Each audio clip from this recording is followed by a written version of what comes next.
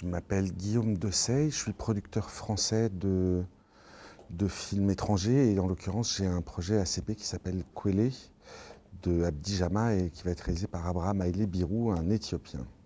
C'est l'histoire de son réalisateur d'origine qui raconte la vie de son village quand il avait 11-12 ans, au moment où ça commence à aller mal pour sa famille, en l'occurrence où son père est arrêté et finit par être tué. Et il doit s'occuper de la récolte, de la vente, des légumes et de la vie du village.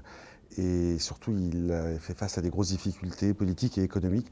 Et finalement, dans la toute dernière partie, il va décider, pour la sécurité de toute sa famille, d'émigrer en Éthiopie dans un camp de réfugiés. Et le film se termine à ce moment-là. Et c'était l'histoire d'Abdi et qu'il a mis très longtemps à écrire. Je travaille avec des créateurs qui sont plus...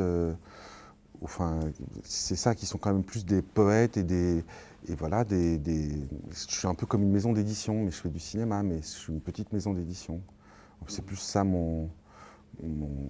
ma taille, si vous voulez, que de faire des gros films. Moi, je les ai toutes les difficultés, hein, de trouver de l'argent, à trouver les partenaires qui s'embarquent avec moi dans l'aventure, jusqu'à la fabrication elle-même qui passe forcément par des moments difficiles, voire un peu douloureux, jusqu'à la finition, la livraison, où entre les festivals, les ventes et les distributions nationales, c'est quand même toujours la croix et la bannière, et c'est quand même toujours un peu difficile, quoi. Donc à tous les stades à peu près, à tous les stades, il faut qu'il y ait des miracles, en fait.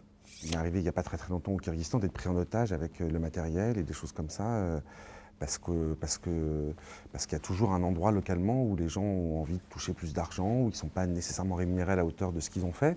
Et moi aussi, c'est ce que je pense de ce que je fais, mais à un moment, il faut partager l'argent qu'il y a là de façon la plus équitable possible et arriver au bout du film et le livrer. Et ça nécessite des arbitrages, des compromis, des difficultés, et c'est toujours difficile.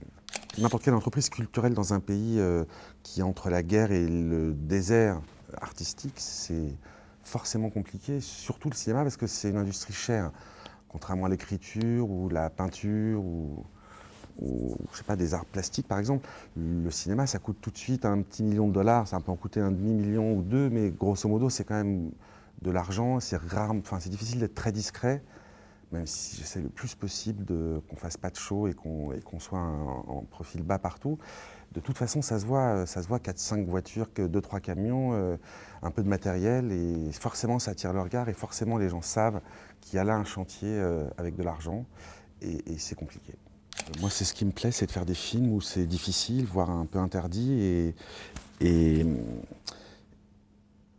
en fait, moi j'ai beaucoup travaillé sur le cinéma français européen pendant les années 90 à la direction du cinéma Canal+, et le problème c'est que je trouve qu'on fait plutôt bien les films français et européens, mais c'est un petit peu moins excitant, moi je trouve, de traiter avec des agents, avec des barèmes syndicaux, avec des tournages à Clermont-Ferrand. Je trouve ça moins excitant que d'emmener des gens, que de développer des talents et que de refaire du cinéma là où c'est interdit. Et les deux films que j'ai finis cette année, c'est un en Colombie et un en nord-coréen, à la frontière chinoise, là. Et ça me plaît, ça m'excite de faire ça. Et quand je me lève le matin, j'ai une pêche absolue pour faire ça. Je ne suis pas sûr que j'aurai la même pour faire un 201e film français ou un 30e film belge.